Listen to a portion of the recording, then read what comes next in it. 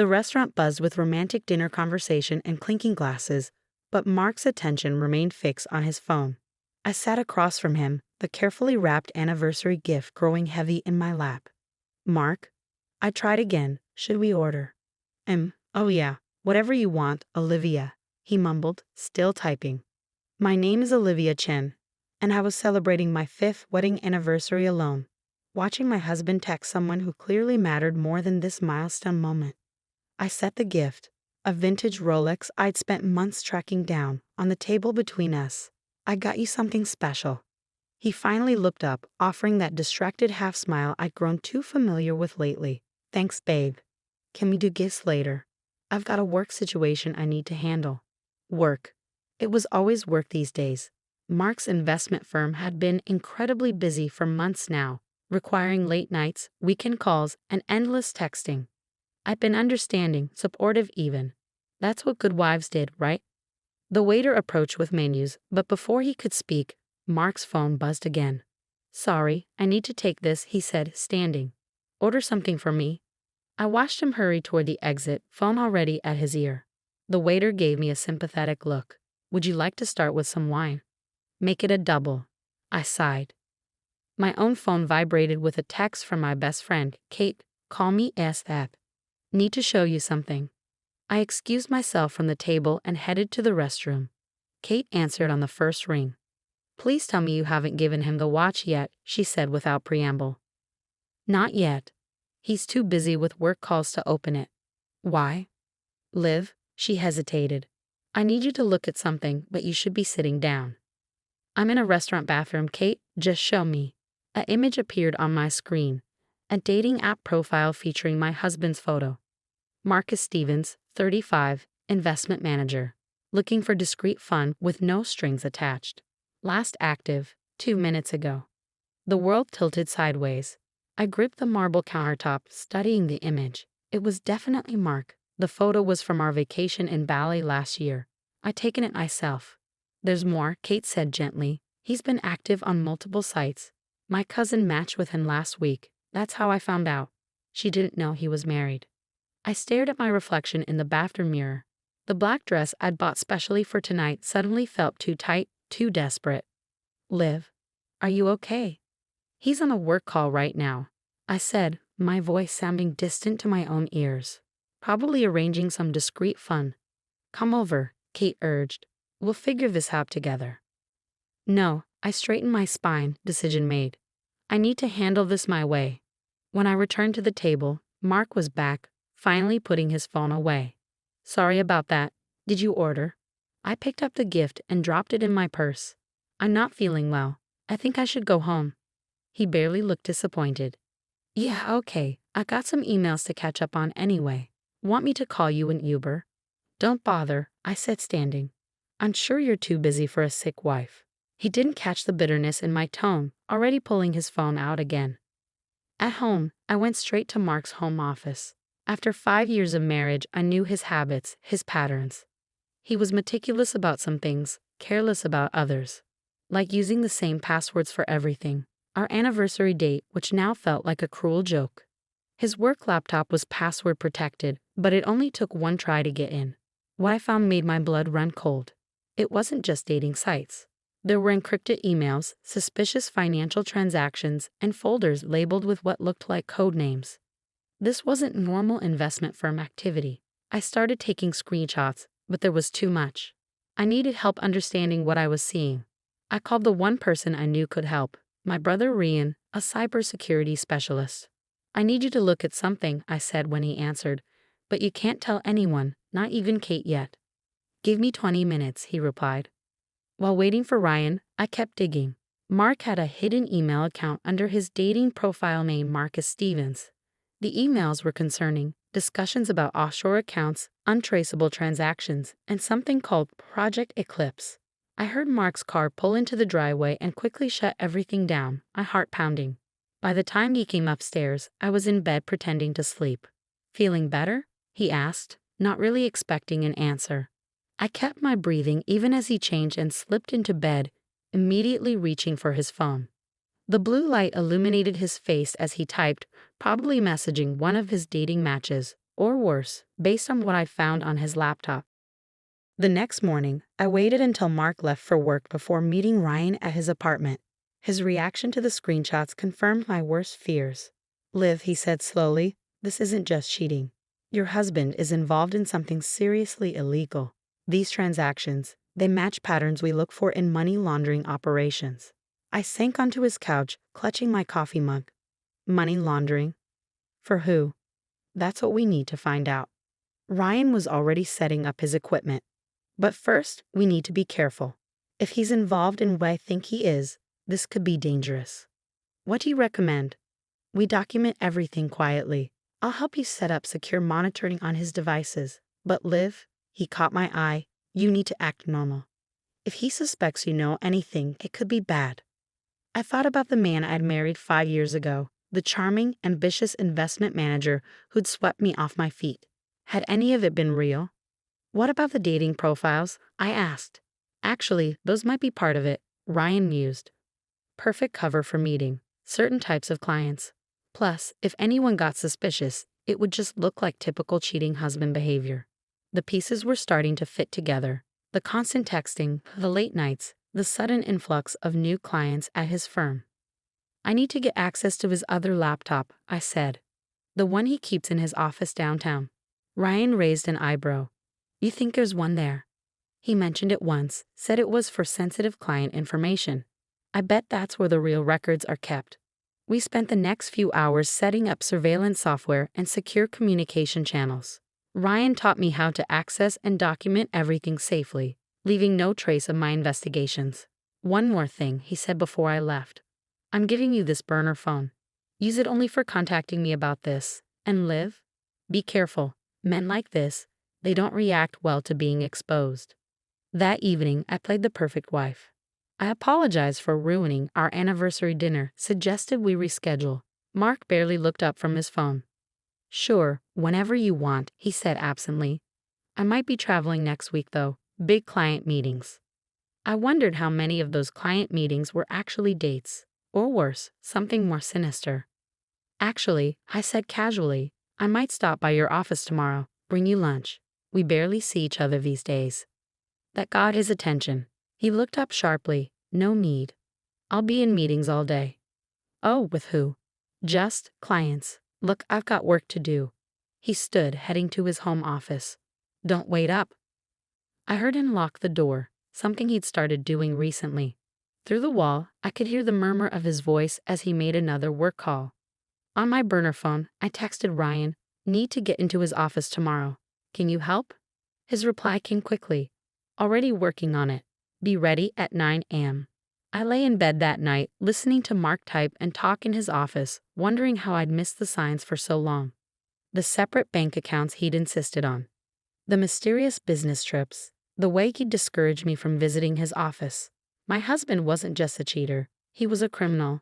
And tomorrow I was going to prove it. The morning sun glinted off the glass and steel facade of Mark's office building as I approached, dressed in my most professional outfit. Ryan had done his homework. The security guard was on break, replaced by a temporary worker who didn't know the regular staff. Mrs. Stevens, I said confidently, using Mark's dating profile surname. Here to surprise my husband. The guard barely glanced at me before waving me through. Mark's firm occupied the entire 15th floor. But at 9 a.m., most offices were still empty. I used my copy of his keycard, made months ago when he asked me to pick up some urgent documents, to access his private office. The space looked different from my last visit. Gone were the family photos, the art pieces I'd helped him choose. The room felt sterile, impersonal. Like the man himself, I realized. A facade hiding something darker. I found the laptop exactly where I expected, in a hidden wall safe behind his degrees. The combination wasn't our anniversary this time, but our first date, 10 to 15-17. Some part of him was still sentimental, it seemed. Following Ryan's instructions, I connected the special USB drive he'd given me. It would create a perfect copy of the hard drive while leaving no trace of access. As it worked, I photographed documents from Mark's desk with my burner phone. You shouldn't be here. I froze. The voice wasn't Mark's, but I recognized it. Janet, his assistant. She stood in the doorway, her expression unreadable. Janet, I said calmly, though my heart was racing. I was just leaving Mark a surprise. Was that before or after you started copying his files? She stepped into the office, closing the door behind her. I've been watching you, Mrs. Chen. You're smarter than he gives you credit for. I studied her carefully. Janet had worked for Mark for 3 years, always professional, always slightly distant. Now she seemed different. How long have you known? I asked. About the money laundering, since the beginning. About the dating profiles? Those came later. She moved to the window, looking out over the city. But you're not here about his affairs, are you? No, I admitted. I'm here about Project Eclipse. Janet turned back to me, a hint of respect in her eyes. Then you should know, it's bigger than just Mark. Much bigger. She reached into her bag and pulled out a flash drive. 3 years of documentation. Account numbers, client lists, everything. I've been gathering evidence since I realized what they were really doing. Why are you helping me? Because they killed my sister. Her voice hardened. She was an accountant at one of their shell companies. Got suspicious, started asking questions. Had a car accident 2 weeks later. The USB drive finished copying. I removed it carefully, trying to process this new information. Who are they? The same people your husband works for. The ones using this investment firm to clean money for some very dangerous people. She handed me her flash drive. There's a meeting tomorrow night. Everyone will be there, the whole network. That's your chance. Why haven't you gone to the authorities? Janet's laugh was bitter. With what proof? Against these people. I'd disappear before I could file a report. But you're his wife. You have access no one else has. My phone buzzed. A text from Mark. Coming to office early. Be there in 20. Janet saw the message over my shoulder. Go. I'll clean up here, make it look untouched. But Olivia, she caught my arm as I reached the door. Be careful. The people behind this, they make Mark look like an amateur. I made it out of the building just as Mark's car pulled into the parking garage. Back in my car, hands shaking, I called Ryan. You're not going to believe what just happened, I said. We met at a coffee shop 3 towns over, where I told him everything. He'd examined Janet's flash drive carefully before connecting it to his secure laptop. Holy shit, he whispered as files populated the screen. Liv, this is major cartel money. International trafficking operations. Your husband's firm isn't just laundering money. They're financing criminal enterprises across the globe. Janet mentioned a meeting tomorrow night. Everyone involved will be there. Ryan looked up sharply. That's our chance. But we need to do this right. One wrong move. I know, I said. But I have an idea. That evening, I played my role perfectly. When Mark mentioned working late the next night, I didn't question it. When he kissed my cheek absently before bed, I didn't flinch. But as he slept, I was setting everything in motion. The next day passed in a blur of preparation. Ryan set up surveillance equipment while I coordinated with Janet, who provided security codes and meeting details. By evening, everything was in place. I tracked Mark's phone as he drove to an abandoned warehouse outside the city. Janet's intel was solid. Cars were arriving from all directions, parking in the shadows. Through the hidden camera we'd placed earlier, I watched figures in expensive suits enter the building. Ready? Ryan asked from our surveillance position. I thought about the last 5 years, the lies, the betrayal, the casual cruelty of a man who'd use our marriage as cover for his crimes. Ready. The raid was swift and silent. Federal agents had been waiting for exactly this kind of gathering. Within minutes, the warehouse was surrounded. I watched through binoculars as Mark was led out in handcuffs, his face a mask of confusion and rage. Then he saw me standing beside the lead agent as she read him his rights. His expression shifted from rage to disbelief to something like fear. Why? He asked as they led him past me. We had everything. No, Mark, I said quietly. You had everything. I just had lies. The aftermath was chaos. News of the bust made international headlines. Major criminal network exposed. Investment firm front for global crime syndicate. Mark and his associates faced decades in prison. The evidence Janet and I had gathered ensured there would be no deals, no escapes. I filed for divorce the next day. The Rolex, his anniversary gift, I donated to a charity supporting victims of trafficking. It seemed fitting somehow. Months later, I received a letter from Mark's lawyer. He wanted to meet, to explain himself. I sent back a single response, a screenshot of his dating profile, with 2 words added: "No thanks." Janet stayed on at the firm, helping the new management rebuild its legitimate business.